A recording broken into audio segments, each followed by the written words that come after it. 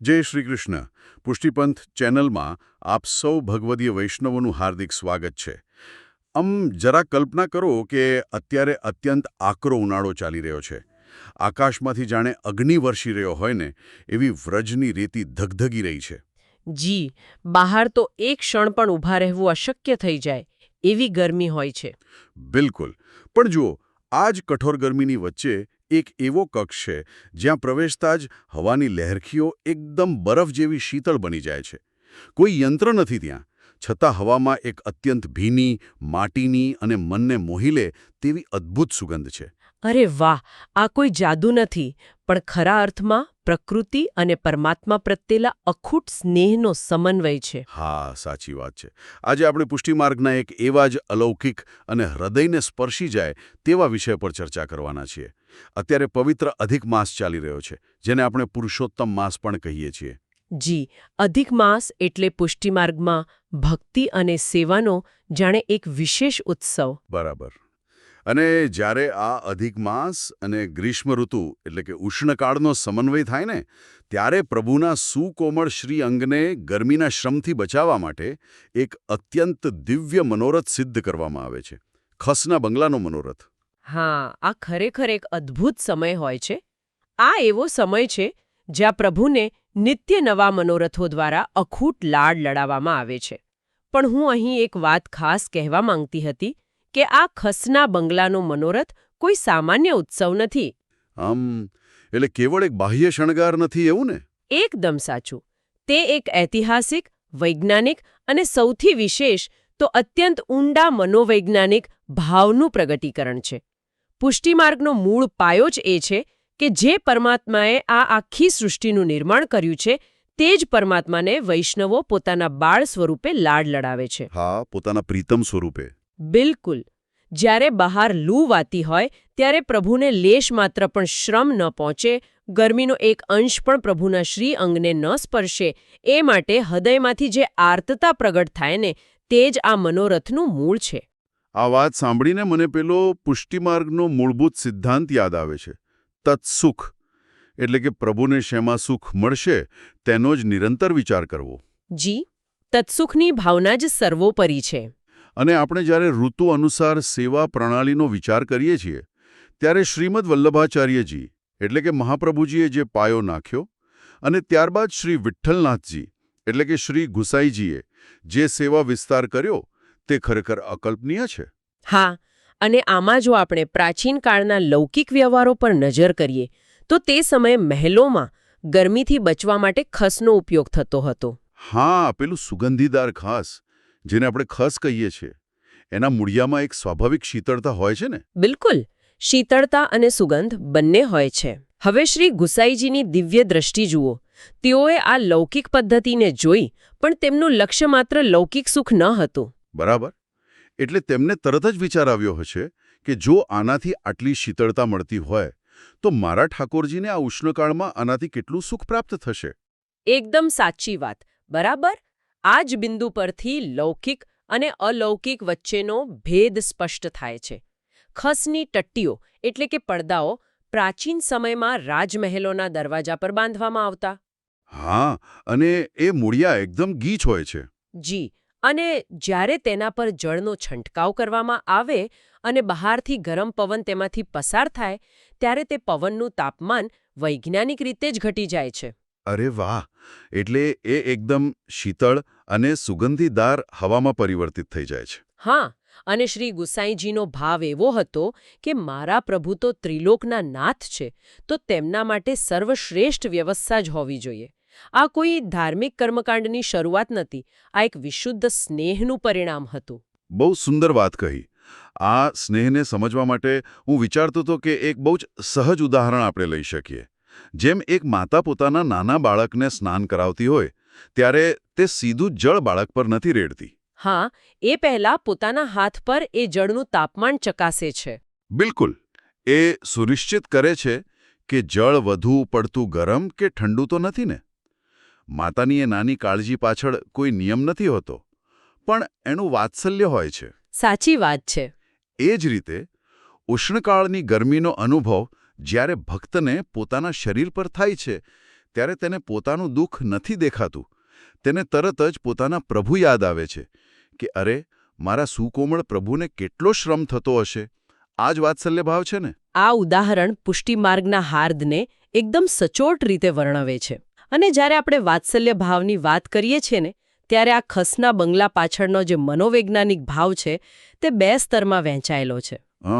2 સ્તરમાં એટલે સવાર અને સાંજ એમ? હા, સવારના દર્શનથી લઈને રાજભોગ સુધી. એટલે કે દિવસના પૂર્વાર્ધમાં આ મનોરથ વાત્સલ્ય ભાવથી ઓતપ્રોત હોય છે. આપણે કલ્પના કરવી પડે કે વ્રજભૂમિમાં ઉનાળાનો આકરો મધ્યાહન છે. બરાબર. નંદાલયમાં માતા યશોદાના હૃદયમાં સતત એ જ ઉદ્વેગ ચાલી રહ્યો છે કે બહારની આ કઠોર લૂ મારા કનૈયાને સ્પર્શી ન જાય. જી. એમના સુકોમળ લાલનને સહેજ પણ ગરમી ન લાગે તે માટે નંદાલયની અંદર જ ખસનો એક સુંદર બંગલો સિદ્ધ કરવામાં આવે છે. અને માતા યશોદા પોતે એ બંગલાની ચારે તરફ ગુલાબજળનો છંટકાવ કરી રહ્યા છે. અરે વાહ! આ એવો સ્નેહ છે જ્યાં પરમાત્માની અનંત શક્તિ ગૌણ બની જાય છે અને બાળકની નિર્બળતા જ ભક્તને દેખાય છે. આ બહુ જ રસપ્રદ છે, કારણ કે વાત્સલ્ય ભાવમાં માતાની દૃષ્ટિ પોતાના ભવન પૂરતી મર્યાદિત હોય છે, પરંતુ પુષ્ટિમાર્ગીય સેવાક્રમમાં દિવસ જેમ આગળ વધે છે તેમ ભાવમાં પણ પરિવર્તન આવે છે. હા, બિલકુલ. બપોર પછીના દર્શનમાં જી, ખાસ કરીને ઉત્થાપનથી લઈને શયન સુધીના સમયગાળામાં પ્રભુનું સ્વરૂપ બાળક મટીને વનમાં ગાયો ચરાવતા કિશોરનું બની જાય છે. સાચી વાત છે. અહીં માતા યશોદાનો વાત્સલ્ય ભાવ તો છે જ, પણ સાથે સાથે શ્રી સ્વામિનીજી અને વ્રજની ગોપીઓનો માધુર્ય ભાવ આ મનોરથમાં ભળી જાય છે. એટલે જ્યાં સુધી હું સમજુ છું, આ સમય દરમિયાન હવેલીમાં જે ખસનો બંગલો સિદ્ધ થાય છે તે ગોપીઓના મનોરથનું પ્રતીક છે, ખરું ને? ઉત્થાપન દર્શન પછીનો જે ખસનો બંગલો છે તે વાસ્તવમાં માત્ર એક કક્ષ નથી રહેતો. તો શું બની જાય છે? તે વૃંદાવનની એક લીલીછમ અને શીતળ નિકુંજ બની જાય છે. કલ્પના કરો, ગ્રીષ્મ ઋતુમાં પ્રભુ વનમાં ગાયો ચરાવી રહ્યા છે. સૂર્યનો તાપ તેની ચરમસીમાએ છે. અને આકરા તાપને કારણે પ્રભુના શ્રીઅંગ પર પ્રસ્વેદ એટલે કે પરસેવાના બિંદુઓ ઝળકી રહ્યા છે. હા, અને આ દ્રશ્ય ગોપીઓના હૃદયને વીંધી નાખે છે. તેમને થાય છે કે અમારા પ્રીતમને કેટલો શ્રમ પડી રહ્યો છે, એટલે તેઓ જાતે આકરા તાપમાં વનની અંદર ભ્રમણ કરે છે. અરે, જાતે સુકોમળ કમળપત્ર, ફૂલો અને ભીણી ખસ વીણી લાવે છે. બિલકુલ. અને વનરાઈની વચ્ચે જ એક શીતળ કુંજ તૈયાર કરે છે. જ્યારે પ્રભુ ત્યાં પધારે છે ત્યારે ગોપીઓ તેમને આ ખસની કુંજમાં પધરાવીને પોતાના હાથે ધીમે ધીમે પંખો કરે છે. અહીં એક બહુ જ મોટો વિરોધાભાસ અને છતાં એક અદ્ભુત દર્શન જોવા મળે છે. જો આપણે લૌકિક દૃષ્ટિએ જોઈએ તો આ તર્કહીન લાગે. એ કઈ રીતે? જો ગોપીઓ પોતે બળબળતા તાપમાં વનમાં ભટકી રહી છે, તેમના પોતાના ચરણો દાઝી રહ્યા છે, તેઓ પોતે શ્રમ વેઠી રહી છે. હા, સાચી વાત છે. એટલે કે જે શ્રમથી જેઓ પ્રભુને બચાવવા માંગે છે તે જ શ્રમ તેઓ પોતે સ્વેચ્છાએ સહન કરી રહી છે, માત્ર એટલા માટે કે એ શ્રમનો એક અંશ પણ પ્રભુના શ્રીઅંગને ન અડે. જી જી. શું આ પ્રેમની એવી પરાકાષ્ઠા નથી દર્શાવતું જ્યાં વ્યક્તિ પોતાના અસ્તિત્વને જ ભૂલી જાય છે? આ જ તો પુષ્ટિમાર્ગનું સર્વોચ્ચ શિખર છે, જેને આપણે વિસ્મૃતિ કહીએ છીએ. ગોપી પ્રેમનું લક્ષણ જ એ છે કે તેમાં સ્વસુખનો સંપૂર્ણ અભાવ હોય છે. બરાબર. તેઓ સારી રીતે જાણે છે કે જે પ્રભુએ સૂર્યને પ્રકાશ આપ્યો છે તેમને સૂર્યનો તાપ શું નુકસાન કરી શકવાનો છે. પરમાત્માને કદી ગરમી ન લાગે, પણ ગોપીઓ પોતાના પ્રીતમને પરમાત્મા તરીકે જોતી જ નથી. હા, પ્રેમ જ્યારે તેની ચરમસીમાએ પહોંચે છે ત્યારે ઈશ્વરનું ઐશ્વર્ય ઢંકાઈ જાય છે અને માત્ર માધુર્ય જ દેખાય છે. એકદમ સાચું. તેમને પ્રભુ માત્ર એક સુકોમળ કિશોર દેખાય છે જેને કાળજાળ ગરમીથી બચાવવાનો છે. અને આ જ માધુર્ય ભાવ આપણા વૈષ્ણવોના હૃદયમાં મનોરથ રૂપે પ્રગટ થાય છે. અદ્ભુત. આ આંતરિક ભાવ અને તત્વજ્ઞાન સમજ્યા પછી તો મને એવું લાગે છે કે આપણે જ્યારે હવેલીમાં દર્શન કરવા જઈએ છીએ ત્યારે આપણે માત્ર ઘાસનું માળખું નથી જોતા. ના, બિલકુલ નહીં. આપણે સીધા ગોપીઓના હૃદયમાં પ્રવેશી રહ્યા છીએ. તો ચાલો આ ભાવને હવેલીના દર્શન સાથે જોડીએ. આ ઉષ્ણકાળ અને અધિક માસ દરમિયાન જ્યારે આપણે હવેલીઓના નિજ મંદિરમાં પ્રવેશ કરીએ છીએ ત્યારે દર્શનનો ક્રમ કેવો હોય છે? હવેલીઓમાં આ દર્શન ખરેખર આંખોને અને આત્માને શીતળતા પ્રદાન કરનારા હોય છે. નિજ મંદિરમાં સંપૂર્ણપણે ખસના ઘાસથી ગૂંથેલો એક વિશાળ કલાત્મક બંગલો સિદ્ધ કરવામાં આવે છે. હા, મેં જોયું છે કે આ બંગલાની બનાવટ એટલી ઝીણવટભરી હોય છે. બિલકુલ. તેમાં સ્થાપત્ય અને ભક્તિ બંનેનો સંગમ જોવા મળે છે. અને માત્ર બંગલો જ નહીં, એ બંગલા પર સતત ગુલાબજળ અને અત્યંત ઉચ્ચ ગુણવત્તાના સુગંધીદાર અત્તરનો છંટકાવ થતો જ રહે છે. અરે વાહ! જેથી જ્યારે વૈષ્ણવ નિજ મંદિરમાં પ્રવેશ કરે ત્યારે બહારની ગરમી તો શું, પણ સંસારની બધી જ આધિવ્યાધિ અને ઉપાધિ શાંત થઈ જાય. જી, એવી દિવ્ય સુગંધ અને શીતળતાનો અનુભવ થાય છે. અને આ શીતળતાના અનુભવને સંપૂર્ણ બનાવવા માટે પ્રભુના વસ્ત્ર અને શૃંગારમાં પણ મોટા ફેરફારો થતા હોય છે ને? હા, ચોક્કસ. આપણે જાણીએ છીએ કે ઋતુ પ્રમાણે પ્રભુના શ્રી અંગની સેવા બદલાય છે. સામાન્ય રીતે ઉત્સવોમાં ભારે જરીજીના વસ્ત્રો ધરાવાતા હોય છે, પણ ઉષ્ણકાળમાં જરીજીના વસ્ત્રો બિલકુલ નથી ધરાવાતા. બરાબર? એનું કારણ એ જ હશે ને કે જરી એટલે કે ધાતુના તાર જે ગરમીને પકડી રાખે છે અને પ્રભુને શ્રમ પહોંચાડી શકે છે. તમારું અનુમાન તદ્દન સાચું છે. ધાતુ ઉષ્માનું વહન કરે છે. તેથી જરીજીના વસ્ત્રો ગરમીમાં પ્રભુને સહેજ પણ અનુકૂળ ન આવે. આ ઋતુમાં પ્રભુના શ્રી અંગ પર એકદમ હલવા વસ્ત્રો ધરાવાય છે. એટલે કે સુતરાઉ વસ્ત્રો. હા, મુખ્યત્વે સફેદ અથવા એકદમ આછા ગુલાબી રંગના મલમલના વસ્ત્રો ધરાવવામાં આવે છે. સફેદ રંગ એ આંતરિક શાંતિ અને શીતળતાનું પ્રતીક છે. અને શૃંગારની વાત કરીએ તો? શૃંગારમાં પ્રભુને આ સમયે સુવર્ણ કે હીરા માણિકના ભારે શૃંગાર નથી ધરાવાતા, કારણ કે તે પણ વજનદાર હોય છે. તેના બદલે માત્ર ઠંડક આપતા અત્યંત સુકોમળ મોતીના આભૂષણો જ ધરાવવામાં આવે છે. બરાબર. મોતીનું વિજ્ઞાન પણ એવું જ છે કે તેની તાસીર અત્યંત શીતળ હોય છે, એટલે પ્રભુના શ્રીઅંગને તે સતત શીતળતા પ્રદાન કરે છે. અને હા, શૃંગારની વાત નીકળી છે તો ચંદનનો ઉલ્લેખ તો કરવો જ પડે. જી, બિલકુલ. આ સમયે પ્રભુના શ્રીઅંગ પર ચંદનનો લેપ અને છાપા પણ થાય છે. કારણ કે ચંદન માત્ર સુગંધ નથી આપતું, પણ આયુર્વેદિક દ્રષ્ટિએ તે ઉષ્માને ખેંચી લેવાનું કામ કરે છે. એકદમ સાચી વાત. ચંદનનો સ્પર્શ પ્રભુને બાહ્ય રીતે અદ્ભુત શીતળતા આપે છે. આ બધું જ બાહ્ય શીતળતા માટે છે, પરંતુ પુષ્ટિ માર્ગમાં જે સમર્પણ છે તે સર્વાંગી છે. એટલે માત્ર બહારથી જ નહીં, પ્રભુને આંતરિક શીતળતા પણ આપવાની. હા, આંતરિક શીતળતા આપવા માટે ભોગ અને સામગ્રીમાં પણ વિશેષ કાળજી લેવાય છે. ગરમીના દિવસોમાં પ્રભુને ધરાવવામાં આવતી તમામ સામગ્રીઓ આયુર્વેદના સિદ્ધાંતો અનુસાર શીતળ તાસીરવાળી હોય છે. આમ, કોઈ ઉદાહરણ આપી શકો? હા, જેમ કે સત્તુ એટલે કે સાથવો ધરાવવામાં આવે છે. સાથવો એ શરીરની અંદરની ગરમી શોષી લેવાનો ગુણ ધરાવે છે. અરે વાહ! આ તો એક સંપૂર્ણ વિજ્ઞાન છે. એટલે કે ભક્તિ અને આયુર્વેદનો સમન્વય. બિલકુલ. સાતવા ઉપરાંત આપણે જોઈએ છીએ કે ઉષ્ણકાળમાં પ્રભુને કેરીની વિવિધ સામગ્રીઓ ધરાવાય છે, મિશ્રી ધરાવાય છે. ખાસ કરીને જે જળની જારીજી ભરવામાં આવે છે તેમાં કપૂર પધરાવવામાં આવે છે. જી, કપૂર અને મિશ્રીવાળું જળ વૈજ્ઞાનિક રીતે અત્યંત શીતળ બની જાય છે. ખસનો બંગલો બહારથી અને આ દિવ્ય સામગ્રીઓ અંદરથી પ્રભુને ચારે તરફથી શીતળતા અને સુખ પ્રદાન કરવાનો કેવો અદ્ભુત ક્રમ છે. આ જ કારણ છે કે જ્યારે પ્રભુ આ ખસના બંગલામાં આવા હળવા શૃંગાર સાથે બિરાજે છે અને તેમને આ શીતળ સામગ્રીઓનો ભોગ ધરાવાય છે, ત્યારે તેમના મુખારવિંદ પર એક વિશેષ પ્રસન્નતાના દર્શન થાય છે. અને એ દર્શન કરનાર વૈષ્ણવની આંખો અને હૃદય બંને શીતળ થઈ જાય છે. એકદમ સાચું. હવે જુઓ, આ દિવ્ય દર્શન અને તેની પાછળનો આટલો ગહન ભાવ સાંભળીને દરેક વૈષ્ણવના મનમાં અત્યારે એક જ વિચાર આવતો હશે. કયો વિચાર? કે હવેલીના દર્શન તો અદ્ભુત છે જ, પણ ઘણા વૈષ્ણવોને એવી આર્તતા થતી હોય છે કે અમે અમારા પોતાના ઘરે બિરાજતા ઠાકોરજી માટે, અમારા લાલા માટે આ ખસના બંગલાનો મનોરથ કેવી રીતે સિદ્ધ કરીએ? હા, આ પ્રશ્ન સહજ છે.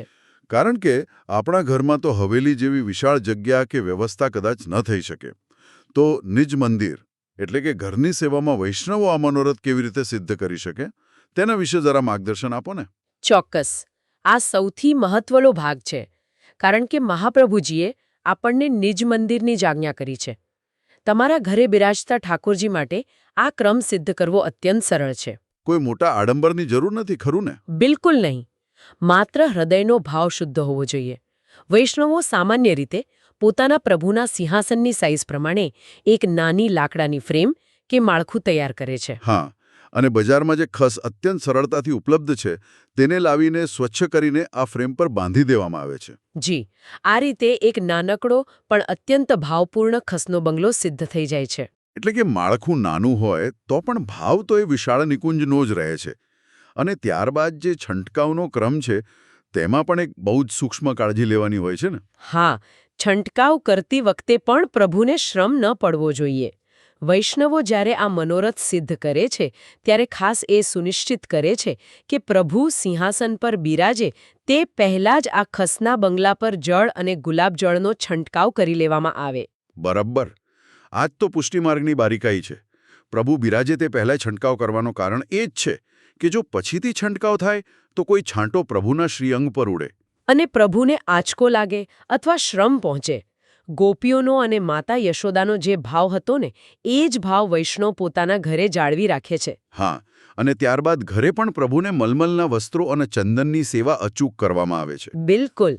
પ્રભુના શ્રીહસ્ત અને ચરણ રવિંદ પર સુગંધી ચંદનના સુંદર છાપા કરવામાં આવે છે. મલમલના વસ્ત્રો, ચંદનની સુગંધ અને ખસની શીતળતા, આ દ્રશ્ય જ કેટલું અલૌકિક છે. અને ભોગમાં પણ વૈષ્ણવો પોતાના ઘરે કેરીની સામગ્રીઓ, મિશ્રી અને શીતળ શરબત ધરાવી શકે છે. ધી હા. અને મને લાગે છે કે આટલી તૈયારી પછી જ્યારે પ્રભુ બિરાજે ત્યારે વૈષ્ણવો ધીમે ધીમે પંખાથી પ્રભુને હવા કરે છે. હા, અને પંખો કરવાની ગતિ પણ અત્યંત ધીમી હોય છે. જાણે હવાની એક ધીમી લહેરથી જ પ્રભુને સ્પર્શી રહી હોય. અને સાથે ઉષ્ણકાળના કીર્તનોનું ગાન થાય ત્યારે સાચે જ ઘરની અંદર વૃંદાવનની એ શીતળ નિકુંજ પ્રગટ થઈ જાય છે. બિલકુલ. આ બધો જ ક્રમ જ્યારે ભક્તિપૂર્ણ હૃદયથી થાય છે ત્યારે પ્રભુ તેનો સહર્ષ સ્વીકાર કરે છે. આ જ પુષ્ટિમાર્ગીય જીવનશૈલીની સુંદરતા છે. અદ્ભુત. આજના આ સત્સંગમાં આપણે ખસના બંગલા પાછળનો ઐતિહાસિક ક્રમ, આયુર્વેદિક વિજ્ઞાન, વાત્સલ્ય અને માધુર્ય ભાવની પરાકાષ્ઠા, આ બધું જ અત્યંત ઊંડાણપૂર્વક સમજ્યા. જી. આ સાંભળ્યા પછી મને થાય છે કે આપણે ત્યાં જે મનોરથ શબ્દ વપરાય છે તેનો સાચો અર્થ કેટલો ગહન છે. મનોરથ એટલે ખરા અર્થમાં આપણા મનનો રથ પ્રભુ તરફ વાળવો. એકદમ સચોટ વાત કહી તમે. અખસનો બંગલો એ માત્ર કોઈ ભૌતિક વસ્તુ નથી, પણ તે વૈષ્ણવના હૃદયની શીતળતા અને સમર્પણનું દિવ્ય સ્વરૂપ છે. આ જ આખી ચર્ચાનો નિષ્કર્ષ છે. અને અંતમાં હું દરેક વૈષ્ણવ માટે એક અત્યંત ઊંડો વિચાર મૂકવા માંગતી હતી. જી, ચોક્કસ. આપણે શરૂઆતમાં જ ચર્ચા કરી કે અધિક માસ એ વધુ ભક્તિનો માસ છે. ઉષ્ણકાળમાં પ્રભુને બાહ્ય શીતળતા તો આપણે આ ખસના બંગલાથી આપીએ છીએ, પરંતુ શું સાચી શીતળતા એ નથી? સાચી શીતળતા એટલે? જરા વિચારો. જો આપણું પોતાનું મન લૌકિક ચિંતાઓ, સંસારના તાપ, ક્રોધ અને ઉદ્વેગથી બળી રહ્યું હોય અને એવા અશાંત હૃદય સાથે આપણે પ્રભુની સન્મુખ જઈએ તો શું આપણે પ્રભુને સાચી શીતળતા આપી રહ્યા છીએ? અરે વાહ, આ તો બહુ મોટો પ્રશ્ન છે. પ્રભુને માત્ર ખસના ઘાસની નહીં પણ આપણા હૃદયની શીતળતાની ભૂખ છે. સાચો મનોરથ ત્યારે જ સિદ્ધ થયો કહેવાય જ્યારે આપણે આપણા મનની તમામ અશાંતિને બહાર મૂકીને એકદમ નિર્મળ અને શીતળ હૃદય સાથે પ્રભુ સમક્ષ ઊભા રહીએ. કેટલો સુંદર અને મનન કરવા યોગ્ય વિચાર. સાચે જ આંતરિક શીતળતા વિનાની બાહ્ય સેવા અધૂરી છે. આ પુષ્ટિપંથ વિડીયો દ્વારા મારો આ એક નાનકડો નમ્ર પ્રયાસ હતો કે હું આપ સૌ વૈષ્ણવો સાથે આ જ્ઞાન શેર કરું. જો મારાથી કોઈ ભૂલ થઈ હોય તો મને ક્ષમા કરશો અને કોમેન્ટ્સમાં જણાવશો, જેથી આપણે સુધારો કરી શકીએ.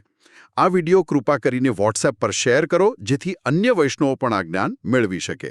અને કૃપા કરીને નીચે કોમેન્ટ કરો અને સૂચવો કે અમારે અમારા આગામી વિડીયોમાં કયો વિષય કવર કરવો જોઈએ. જય શ્રી કૃષ્ણ.